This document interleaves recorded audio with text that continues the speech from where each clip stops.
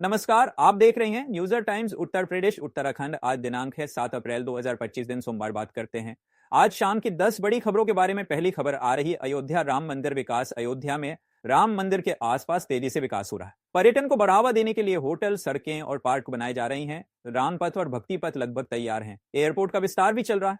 2025 तक अयोध्या को विश्व स्तरीय धार्मिक केंद्र बनाने का लक्ष्य है। चलिए बढ़ते हैं अगली खबर की तरफ। सीएम योगी का एक्शन मोड। सीएम योगी ने माफियाओं पर सख्त कार्रवाई शुरू की है। पुलिस को निर्देश दिए गए हैं कि अपराधियों पर बिना दया के कार्रवाई हो। कई बड़े माफिया की संपत्तियों पर बुलडोजर चला। महिला सुरक्षा, साइबर क्राइम और कानून व्यवस्था को लेकर सरकार पूरी तरह सख्त नजर आ रही है। चलिए बढ़ते हैं अगली खबर की तरफ। लखनऊ मेट्रो विस्तार। लखनऊ मेट्रो का विस्तार नए रूट के साथ शुरू हो गया है। चारबाग से वसंत कुंज तक लाइन को मंजूरी मिल चुकी है। यात्रियों को सुविधा मिलेगी और ट्रैफिक कम होगा। नए स्टेशन और ऊर्जा योजना पर काम जारी है। 2026 तक नया रूट चालू होने की संभावना है। चलिए बढ़ते हैं अगली खबर की तरफ। प्रयागराज कुंभ 2025 की तैयारी। प्रयागराज में कुंभ मेले की तैयारियां तेजी से चल रही। घाटों की सफाई, सड़क निर्माण और पार्किंग व्यवस्था पर जोर दिया जा रहा है। सरकार सुरक्षा, स्वास्थ्य और डिजिटल सेवा की सुविधाएं भी बढ़ा रही है। करोड़ों श्रद्धालुओं की भीड़ को देखते हुए विशेष योजना बनाई गई है। चलिए बढ़ते हैं अगली खबर की तरफ। यूपी बोर्ड रिजल्ट जल्द। यूपी बोर्ड 10वीं और 12वीं के नतीजे जल्द घोषित होंगे। 55 लाख से अधिक छात्र परीक्षा में शामिल हुए हैं। उत्तर पुस्तिकाओं की जांच लगभग पूरी हो चुकी है। छात्र वेबसाइट से रिजल्ट देख सकेंगे। मेरिट लिस्ट और टॉपर्स की घोषणा भी साथ ही की जाएगी।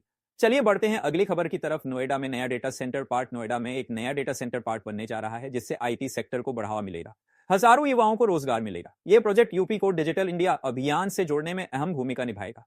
सरकार ने 2000 करोड़ के निवेश को मंजूरी दी। चलिए बढ़ते हैं अगली खबर की तरफ। Varanasi smart city project. Varanasi में स्मार्ट सिटी प्रोजेक्ट तेजी से बढ़ रहा है।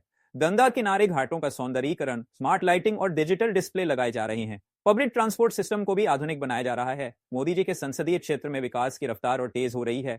चलिए बढ़ते हैं अगली खबर की तरफ। चार धाम यात्रा शुरू होने को तैयार। चार धाम यात्रा के लिए ऑनलाइन पंजीकरण जारी है। अब तक लाखों श्रद्धालु रजिस्टर कर चुके हैं। सरकार ने यात्रा मार्गों की मरम्मत, मेडिकल सुविधा और सुरक्षा की पूरी तैयारी कर ली है।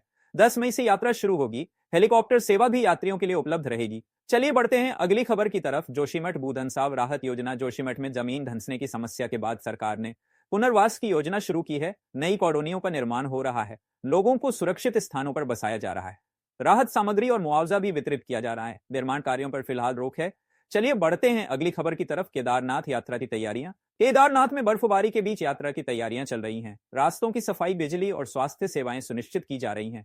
टेंट, भोजन और आपातकालीन सुविधा भी तैयार है। मंदिर क्षेत्र में सौंदर्यीकरण और मरम्मत का काम भी पूरा होने के करीब है। ऐसे ही ताजा खबर सबसे पहले पाने के लिए चैनल को सब्सक्राइब करें और वीडियो पसंद आया हो तो उसे लाइक करें।